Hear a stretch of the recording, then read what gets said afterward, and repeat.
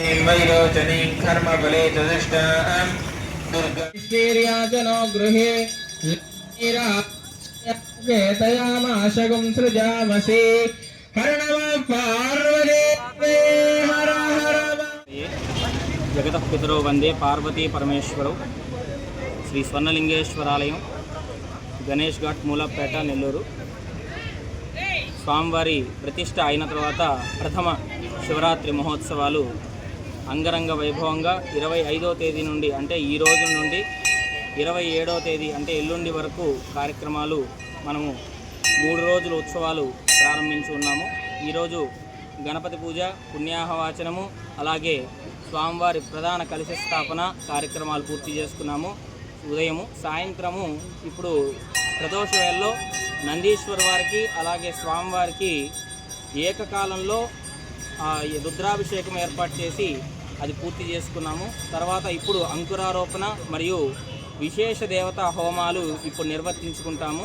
ఈ యొక్క ఉత్సవాల్లో భాగంగా రేపు ఉదయము 4:30 నుండి పంచామృత అభిషేకము, విశేష ద్రవ్యాలతో అభిషేకాది కార్యక్రమాలు 5-5:30 ప్రాంతం నుండి భక్తుల చేత స్వహస్తాలతో వాళ్ళు వచ్చి ఇక్కడ అభిషేకం చేసుకునే అవకాశాన్ని ఉదయం 5:30 నుండి మధ్యాహ్నం 1-1:30 వరకు ఏర్పాటు చేసి ఉన్నాము. మధ్యలో ఎవరైతే ఈ యొక్క చెరుకు రసము అవి తెచ్చి ఉంటారో అవన్నీ కూడా భక్తుల చేత తీసుకొని 108 లీటర్ల చెరుకు రసాన్ని అంతా కూడా కలెక్ట్ చేసి దాంతో స్వామివారికి అభిషేకం చేయబడుతుంది. తర్వాత సాయంత్రము యథావిధిగా స్వామివారికి అర్చనా కార్యక్రమాలు నిర్వర్తించుకొని మన గణేష్ ఘాట్ పైన ఏర్పాటు చేసినటువంటి సాంస్కృతిక కార్యక్రమాల్లో అవి కూడా ఏర్పాటు చేసి ఉన్నాము.